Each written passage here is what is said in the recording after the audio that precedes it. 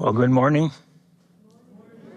Nice to see each of you here, be present in this special place, special time.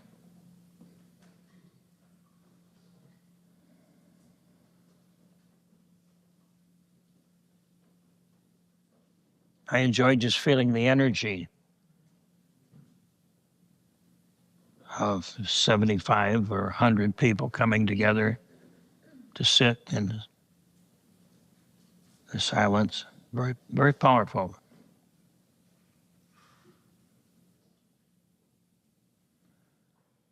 So today I want to talk about fear. Fear is an interesting topic. It's very enigmatic in that fear can save our life. Certainly it's necessary for the survival of any species.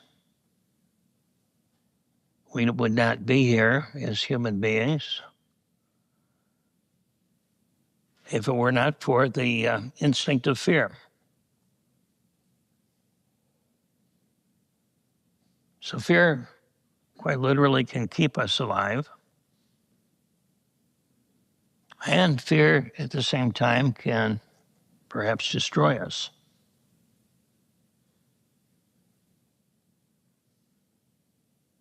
It's part of who we are. It's not going to go away. But it's more a matter of what we do with it and how we understand it when it does arise.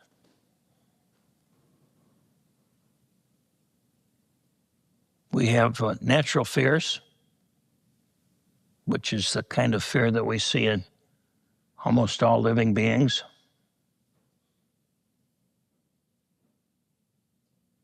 And natural fear is characterized by the fact that there is a physical danger or a perceived physical danger.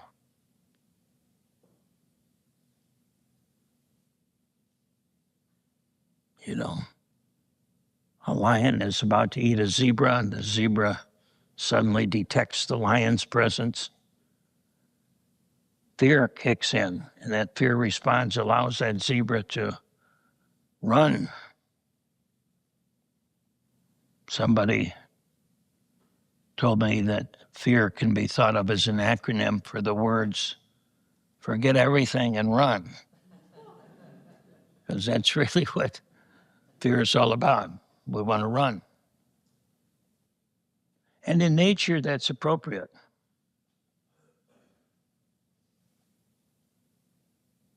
When there's fear, there's also a physiological response.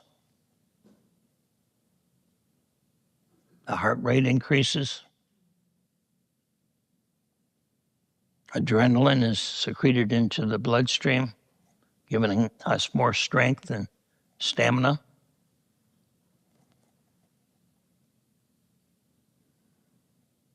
The pupils dilate so that we can see more clearly. The blood vessels in the extremities will shrink and collect around the vital organs, the heart, the lungs. Our pain response is dampened. What that means is if the animal or ourselves are injured, we do not immediately feel pain, but we still have the ability to fight or flight.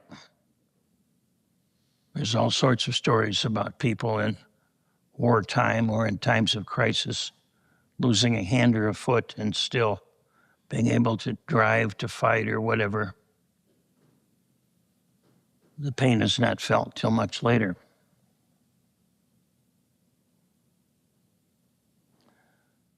Fear is characterized by the fact that action is possible.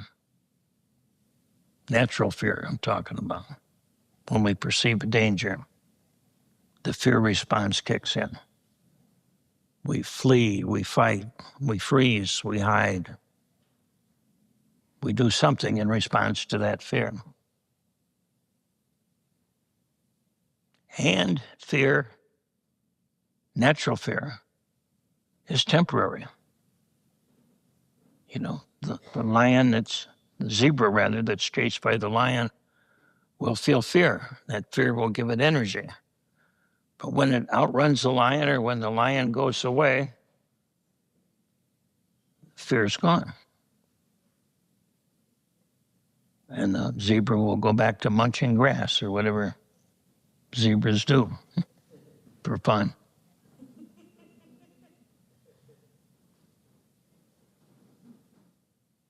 So fear is a very specific thing, and it's designed to keep us alive, and it's done so.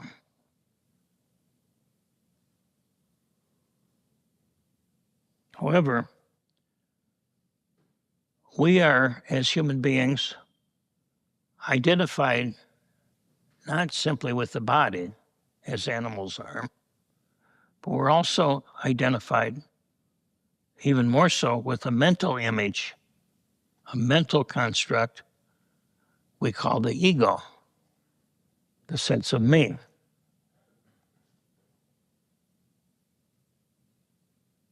We have a sense of self.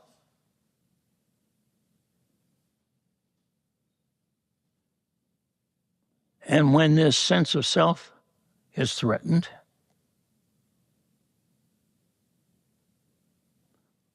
the body will respond the same way as if the body itself is threatened.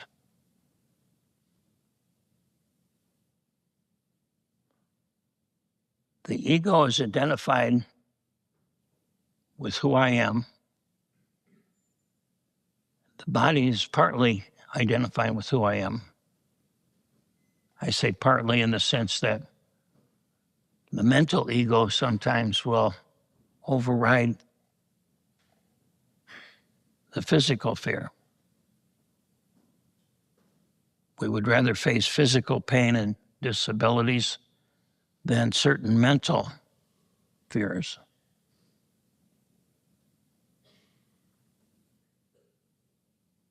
So let's say, for example,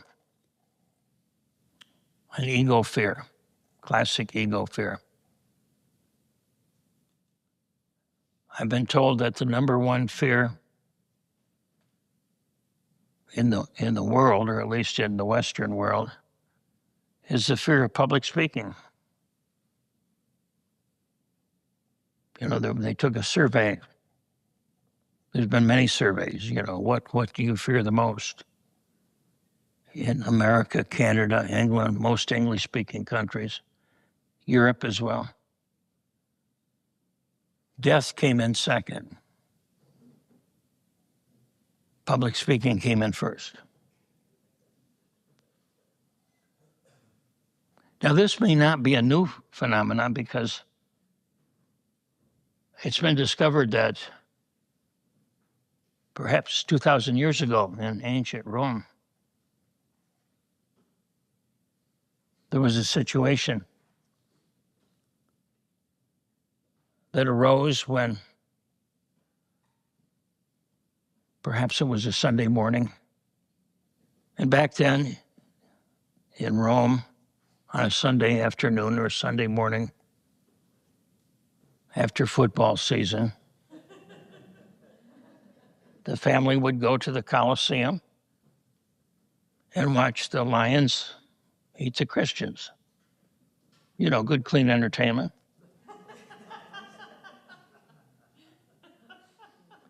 And it's reported that one time there was a lone Christian in the middle of the Colosseum.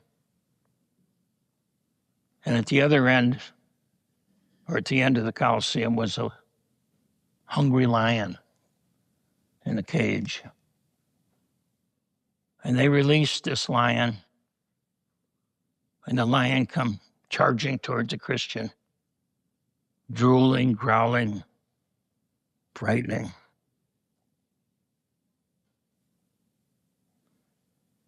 The Christian, however, stood his ground, and just before the lion was about to pounce on him and eat him alive, he whispered something into the lion's ear.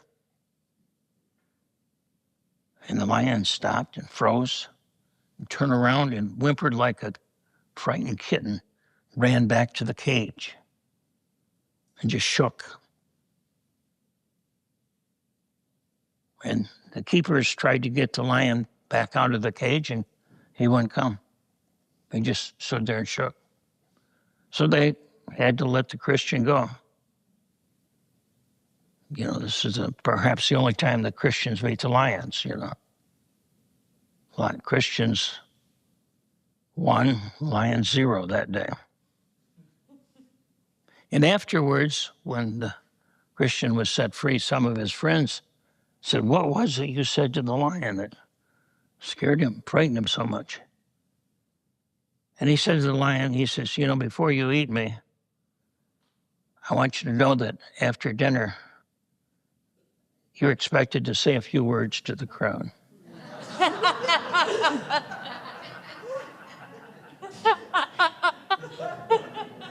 So it's not only humans that are afraid of public speaking.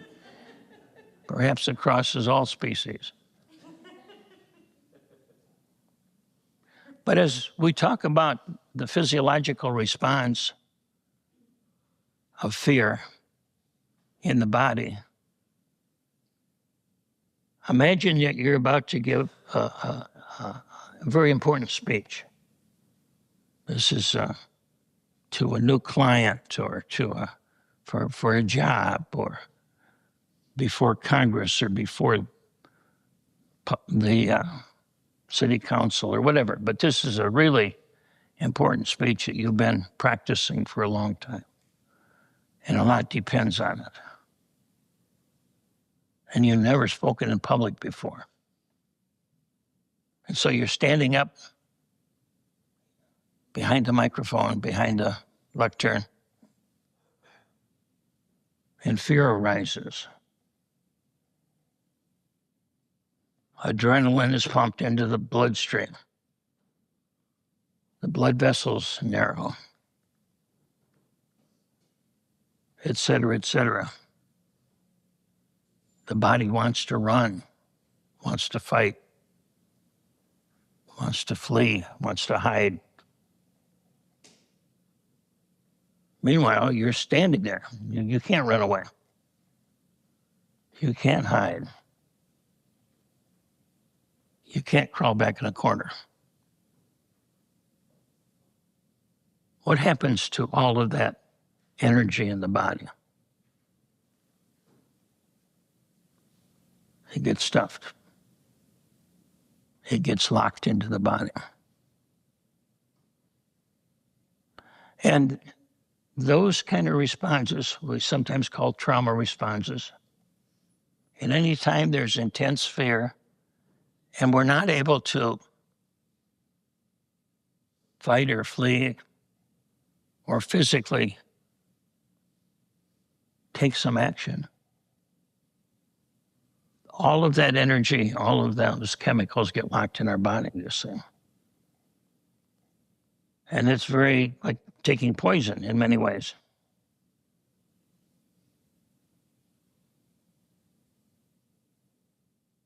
There's a story from ancient India about an artist, a man who was such an excellent artist that he painted in his on the wall of his home a big picture of a tiger, very first tiger. In fact, the picture was so realistic that he was afraid to go home. He wouldn't go home anymore because that picture scared him. Well, that's an illustration of what we do in our mind. So we paint a picture of a worst case scenario, and then we are terrified by it. Only we can't run away from that painted tiger. We have to live with it.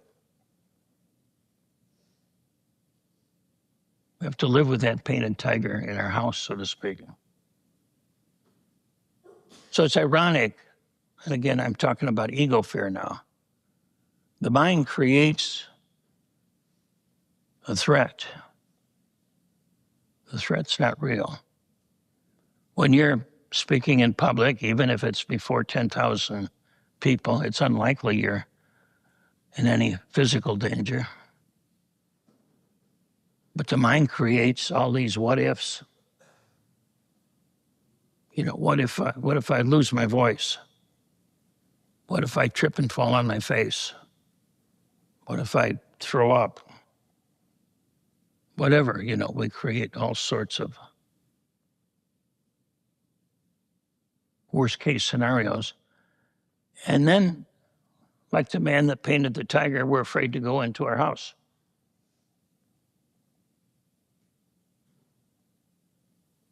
Someone else said it's kind of like standing in front of the mirror, making faces at yourself and scaring yourself.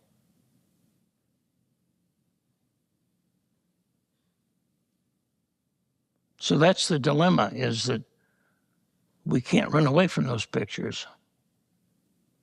And for the most part, we can't control what shows up because it's conditioned.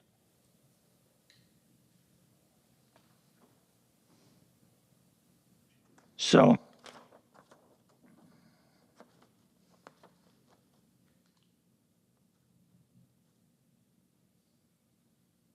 the paradox too is that with this kind of fear, it diminishes our ability to think and to think rationally.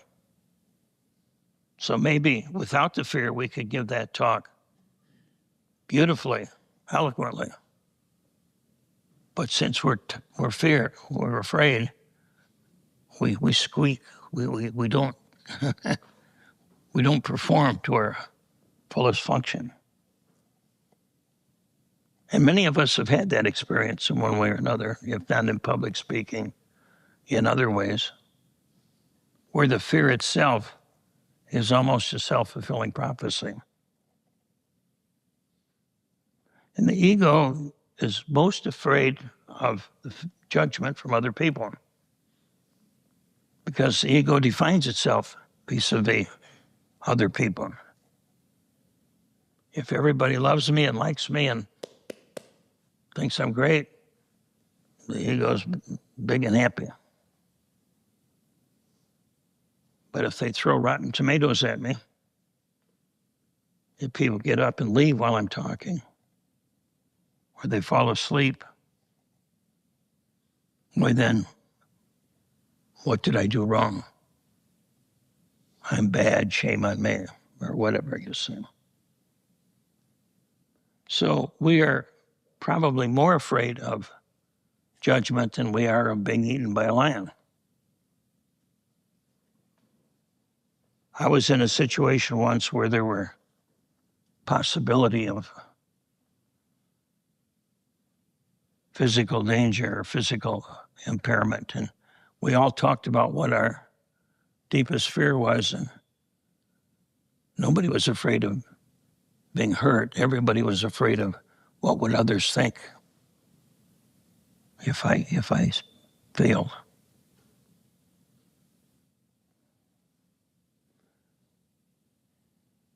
When you feel fear, just do a reality check. Are there any wild beasts in the audience?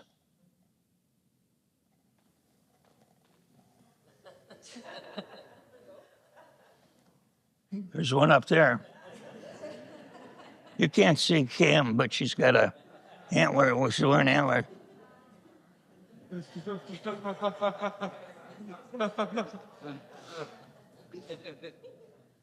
But that's a wild beast that is friendly. We're not afraid of that one, right? But when we look in the audience and we see people scowling or whatever, you know, it's like, oh, I said something wrong. If everybody smiles, but hey, good for me. So the ego is like a balloon that's inflated and deflated based upon the input it sees from other people. It's important to remember, if you feel ego fear, which is 95% of our fears, I would guess, recognize that all fear is about the future. We never fear what's here now. We can't fear what's here now. You know, if you're dead, you're not afraid of dying. If you have cancer, you're not afraid of cancer. You see, once something happens, you deal with it. There's no fear. You do something. But fear is always about what if. What if this happens? What if that doesn't happen? What if I don't have enough money? What if I lose my job? If I lose my job, I'm not afraid of losing my job. So fear is always about the future. So living in the present moment is one very effective way of overcoming ego fear. And when you're present in the moment, you're more able to make good decisions than if we're focused on the tiger on the wall.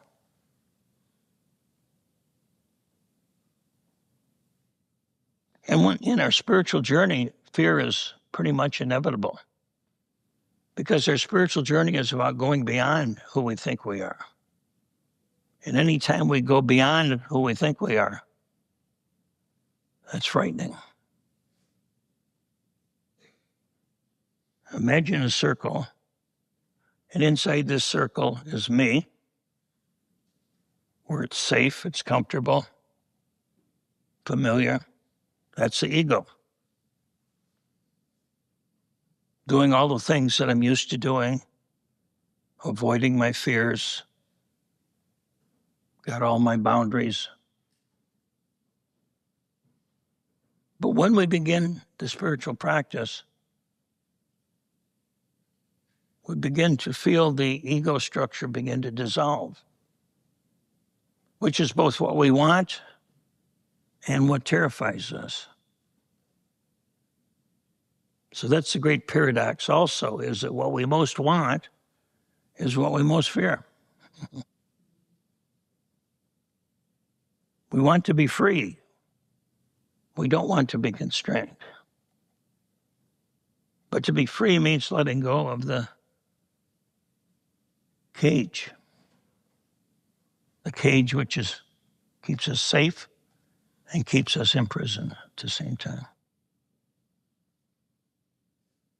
Many animals, in fact, most animals that are in a cage and have lived in the cage most of their life, all their life, once they're set free, they don't go, wow, this is really cool. They don't sing, Born Free or whatever. They run back into the cage. And even if the zookeepers will lock the cage so the animal can't get back in, sometimes they'll hang out next to the cage, because that cage represents safety to them. So we typically do the same thing.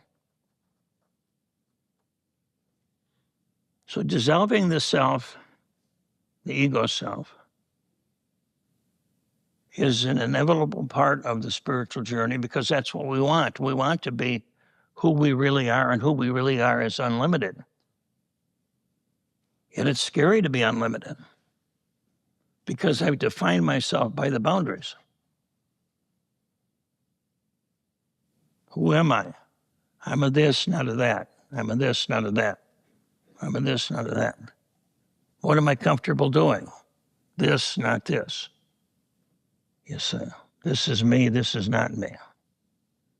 These boundaries that limit us can also make us feel very safe.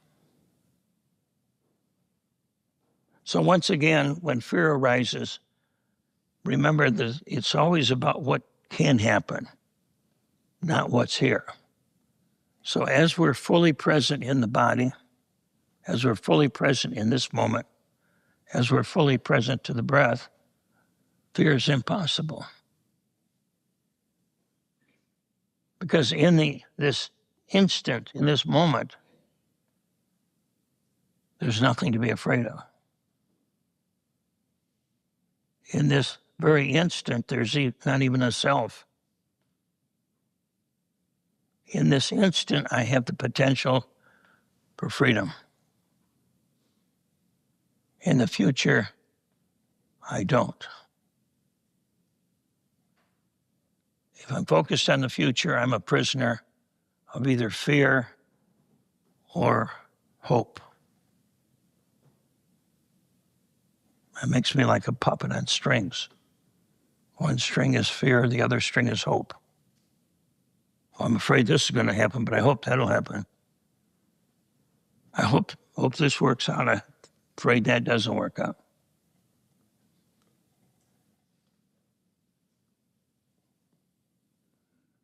As we come home into the present moment,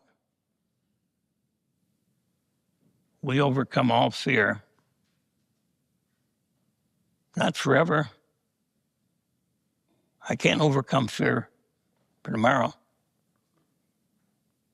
Because again, that's setting up a hope. Gee, I hope I overcome fear. But I'm afraid I won't. But in this moment, there's no hope and there's no fear. There's just what is.